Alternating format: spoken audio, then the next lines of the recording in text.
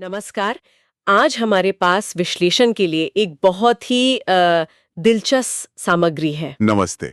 वेणुगोपाल नारायणन की किताब है सीता रामायण नवीन शाश्वत प्रेम। इसके कुछ अंश और ये रामायण को एक बिल्कुल ही अनूठे कोण से देखती है। हाँ, बिल्कुल। ये पारंपरिक कथा से हटके है, एक गहरा प्रतीकात्मक अर्थ वो प्रस्तुत करती है। अच्छा। हाँ, मतलब ये रामायण को इतिहास की तरह नहीं देखती, बल्कि हर व्यक्ति के भीतर एक तरह की आत्म साक्षात्कार की जो यात्रा चलती है, उसके रूप में देखती है। ठीक, तो ये बाहरी घटनाओं का लेखा जोखा नहीं है, ये एक तरह का मनोवैज्ञानिक या आध्यात्मिक नक्शा हुआ। हाँ, कह सकते हैं। लेखक का दावा भी यही है कि उन्होंने उन हिस्सों को भी डिकोड किया है जो अक्सर हमें थोड़े अवास्तविक से लगते हैं। हाँ, कई बार लगते हैं। उनका प्रयास है कि इन हिस्सों को आध्यात्मिक प्रतीकों से और यहाँ तक कि कुछ हद तक आधुनिक विज्ञान की जो अवधारणाएं हैं उनसे जोड़कर समझाएं। अच्छा। तो आज हम इसी अनोखी व्याख्या पर थोड़ी गहराई से बात करेंगे और देखेंगे कि ये जानी पहचानी कहानी से कहाँ और कैसे अलग है। हाँ, जरूर। चलिए शुरू करते हैं इसके सबसे बुनियादी विचार से। जी। जो आपने कहा कि रामायण असल में हमारे अंदर ही घटित हो रही है। स्रोत में शिव और पार्वती के संवाद का जिक्र है। वो कहते हैं कि वे मनुष्य शरीर में राम और सीता के रूप में जन्म लेंगे। तो यहाँ राम और सीता कौन है इस व्याख्या में? देखिए, इस व्याख्या में राम प्रतीक हैं चेतना के, कॉन्शियसनेस, वो मौलिक जागरूकता जो हम सब में है। ठीक है। और सीता है आत्मा, सोल, शुद्ध अचल सार। शिव और पार्वती वो परम चेतना और आत्मा के स्रोत हैं, जिन्हें सहस्रार चक्र में स्थित माना गया है, जो हमारे ऊर्जा शरीर का शीर्ष केंद्र है, हिमालय का प्रतीक। राम और सीता का अलग होना और अंत में मिलना, बस यही आत्मज्ञान की पूरी यात्रा है। और अयोध्या, लंका, ये जगहें, ये भी फिर बाहरी स्थान नहीं हुए? इस नजरिए से नहीं, बिल्कुल नहीं। अयोध्या को यहाँ हृदय चक्र माना गया है, अनाहत चक्र, प्रेम करुणा का केंद्र। अच्छा। जहां सीता यानी आत्मा निवास करती है, इसीलिए यहां सीता अचल और शुद्ध हैं। और लंका वो है नाभि चक्र, मणिपुरी चक्र।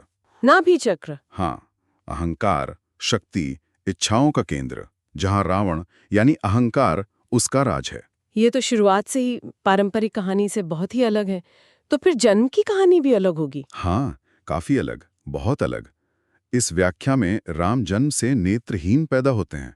नेत्रहीन? हाँ, ये हमारी जन्मजात अचेतन अवस्था या कह लीजिए अज्ञान का प्रतीक है। चेतना तो है, पर उसे बाहरी दुनिया का ज्ञान नहीं है अभी। और सीता? और सीता गूंगी, बहरी और अचल है। ये उस आत्मा की स्थिति है जो चेतना से अलग हो गई है। वो मौजूद है पर व्यक्त नहीं हो पाती। और अहंकार यानी रावण उसकी पहुंच से भी दूर है। तो मतलब चेतना और आत्मा शुरू से ही एक दूसरे से अनजान है। और पारंपरिक जन्म कथाओं का क्या हुआ? वो दशरथ और जनक का यज्ञ वगैरह? वो यहाँ अलग तरह से बताया गया है। इस व्याख्या में कहा गया है कि दशरथ और जनक वो स्वयं दिव्य संतान उत्पन्न करने में सक्षम नहीं थे। अच्छा। इसलिए जो उच्च चेतना वाले ऋषि थे, जैसे विश्वामित्र, परशुराम, जो आध्यात्मिक रूप से उन्नत संतान पैदा करने का ज्ञान रखते थे, उन्होंने अपने आश्रमों में पले बढ़े राम, सीता और उनके भाई बहनों को इन राजाओं को सौंप दिया। ओह। तो ये जन्म से ही चेतना और आत्मा के अलग होने और अज्ञान की स्थिति को दर्शाता है। और ये सीता की सुरक्षा वाली बात, ये बहुत दिलचस्प लगी मुझे। पारंपरिक कहानी में तो सीता का अपहरण होता है, पर यहाँ आप कह रहे हैं कि वो अयोध्या मतलब हृदय चक्र में ही रहती हैं। हाँ, और ये एक बहुत बहुत बड़ा अंतर है। इस व्याख्या के अनुसार रावण मतलब अहंकार, उसका प्रभाव निचले ऊर्जा केंद्रों तक ही सीमित है, खासकर नाभि चक्र यानी लंका तक। ठीक। वो हृदय चक्र अयोध्या तक पहुंच ही नहीं सकता। इसलिए आत्मा यानी सीता वो अहंकार द्वारा कभी अपवित्र या अगवा की ही नहीं जा सकती। अपहरण यहाँ चेतना का होता है, राम का, आत्मा का नहीं। अच्छा, चेतना का अपहरण। वाह। तो अब आते हैं उस हिस्से पर जिसे लेखक पतन कहते हैं, राम का वनवास और शूर्पणखा वाला प्रसंग। ये कैसे अलग है यहाँ? यहाँ कहानी बिल्कुल पलट जाती है। राम जब 14 वर्ष के होते हैं, वो उम्र जब लेखक के अनुसार नाभि चक्र, अहंकार या इंद्रिय केंद्र सक्रिय होता है, तब उनकी मुलाकात होती है शूर्पणखा से। शूर्पणखा यहाँ प्रतीक है भौतिकवाद का, इंद्रिय सुखों के आकर्षण का। और वो राम को दृष्टि देती है, ये कैसे? हाँ, वो राम को अस्थायी दृष्टि देती है, टेम्पररी।